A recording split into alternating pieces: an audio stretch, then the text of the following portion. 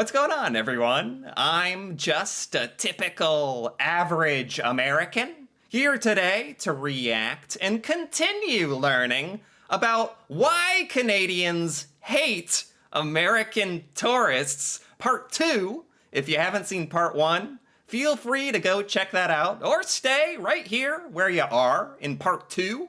Perfectly fine as well. But in Part 1, we basically started learning a list of things that Americans should never do when in Canada, or everyone will hate you.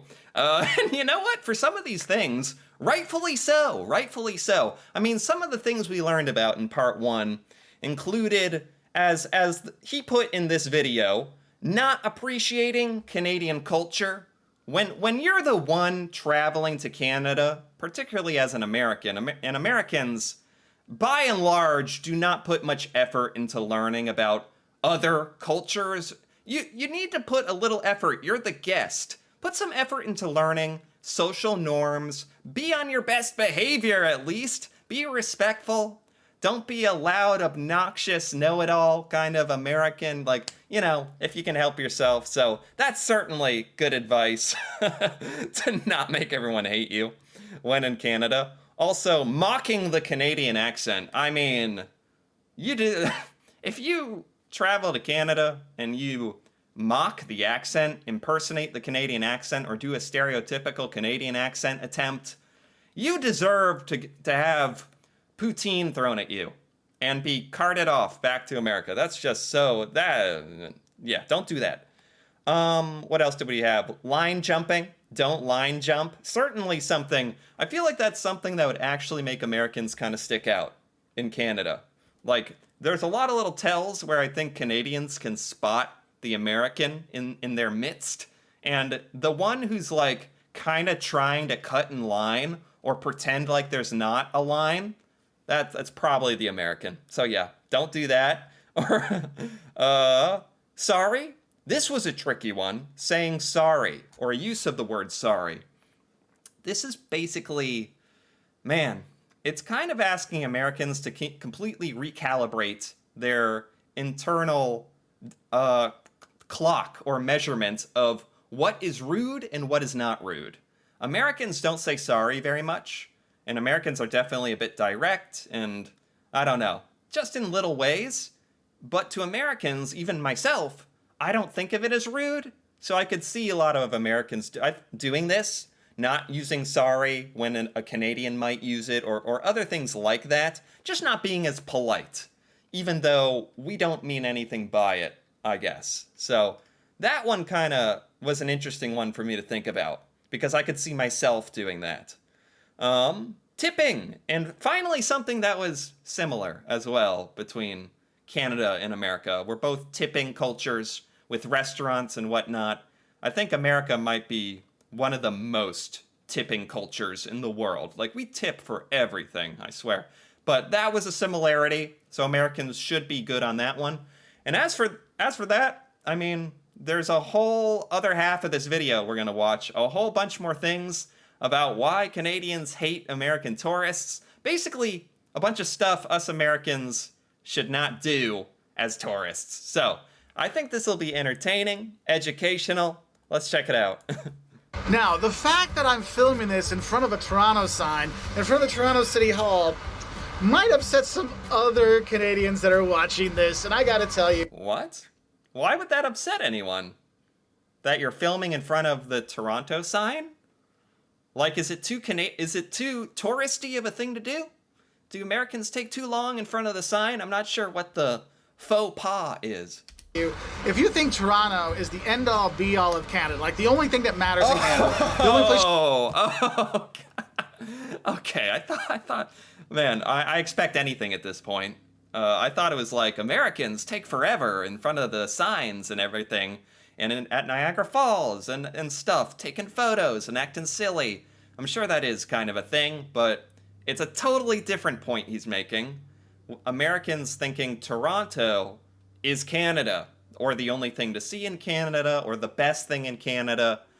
I am in a unique position as an American who learns about Canada on the YouTubes, I know how much insane, incredible stuff there is in Canada. At least I'm starting to get a grasp of it. So I can definitely say this is something Americans don't know about. That there is a lot more to Canada and Canadian culture than Toronto, even though that is sort of the place, sort of the city that comes into Americans' minds when we think of Canada. For sure, we're guilty of this. You've been in Canada and you think, oh, Toronto is everything Canada, oh, that's going to set some people off. Because I'll be honest with you, Canada is so varied. I mean, remember, it is an entire continent wide, okay? Yeah, Canada is so huge. This is like saying if you visit New York City, you have experienced all of the United States. That's representative of everything in the States. New York City. And most of us Americans would be like, no, not true at all. Please don't think that. If you're in PEI, you're up in Nova Scotia, Atlantic provinces, if you're in Quebec, if you're here in Toronto, if you're going out to Saskatchewan, you're going to BC, I mean, it's so different everywhere you go. And if you think it's just this... That's a good point. Canada might even be as or more diverse in the different provinces and territories that you can visit. I mean, there's an island, Prince Edward Island. I know Newfoundland is incredibly different. French Canada, Quebec, is incredibly different culture. Canada, as far as countries go in the world, might have some of the most diversity possible in the world. Big city represents everything Canada. That's going to upset people that aren't from Toronto. Now, the Toronto people will be like, well, yes, of course, Toronto's the best. The Torontonians are like, yeah, duh, obviously, Toronto is all you need to see. But honestly, that's something that's not going to go over well, especially if you're in Montreal, okay? So just know, Canada's got some great variety that you should enjoy. Yeah. Now, another thing that tourists around the world might do, if you want to kind of poke fun at your Canadian friends and get them riled up a bit, is just tell them that people don't treat them better because they have a Canadian flag patch on their backpack. You know, if you backpack around the world, you'll... Okay, this is a very specific one. Why Canadians hate American tourists. If an American tourist were to be in Canada and go up to a Canadian and say, hey, just because you have a Canadian flag on your backpack doesn't mean people will treat you better in the world? This is like so incredibly specific. I feel like this probably has never happened. But I mean, out of the entirety of everything in existence ever, perhaps this confrontation has happened. But I'm just saying it doesn't sound very common. You'll see people that put their Canadian flag on their backpack and they say, oh, people treat us better because we have Canadian flags on our backpack. Well, you tell them, no, they don't. They don't treat you better because you have a Canadian flag on your backpack. They treat you better because you're nice people and nice tourists. And that's one thing you got to get across. If you're a nice tourist anywhere, people will treat you better. And Canadians are really nice, so when they travel, people like them. It has absolutely nothing to do with a flag on the back of a backpack. Okay, I'm still a bit confused exactly what he was saying here. Is the thing, what should Americans not do? We should not say, oh, it's the flag, that's why they like you, because that's not the truth. The truth is, it's because Canadians are polite and make for good, pleasant tourists in other countries. I think I get it. I think I get what he's saying. It's very specific, and it's certainly true. Certainly true. Okay. Now, another thing that might annoy the locals, or at least give an eye roll from them, is if you complain about the cold. Look, it's Canada. We're in the northern hemisphere, in the northern part of the northern hemisphere. It's normal for it to be cold. How do you spot the American in Canada? The person complaining about the cold, probably. Although, you know, I gotta say, it gets cold in the United States in some places, and we still complain about it. I'm sure there's Canadians out there who are complaining about the cold, even if it is more of a fact of life in Canada. It's something everyone can bond over, our hatred of the cold weather. But yes, Americans probably would complain more and more vocally and are, a little more self-centered and want everyone to know what horrible pain and discomfort we're in. I'm here in the fall, and yes, I have my winter jacket on. I've got my toque in my hat, in my bag, so I can put it on when I go away, because it's chilly. Yeah. Okay, it gets cold here. It's a fact of life. Yeah, I'm sure in Canada, by and large, people don't want to hear about how cold you think it is. Everyone knows it is cold out. So that in that sense, it makes a lot of sense. Deal with it. Bring a toque. Bring an extra sweatshirt. Bring some long underwear. You'll be fine, okay? Now, another thing that kind of sets people off, and this is one of the cross-border things with the U.S., is if you get into any discussion about healthcare, that's kind of a touchy subject between Americans and Canadians, so I would just avoid that subject completely. Healthcare. Interesting. Don't get into a conversation about healthcare if you're an American. It's funny because I would think a lot of Americans kind of agree that our healthcare system is really bad. So I actually think this might be something Canadians and Americans could kind of bond over. Like, yeah, there's a thing in America that even Americans think sucks. Our healthcare system and health insurance and that whole circus going on there.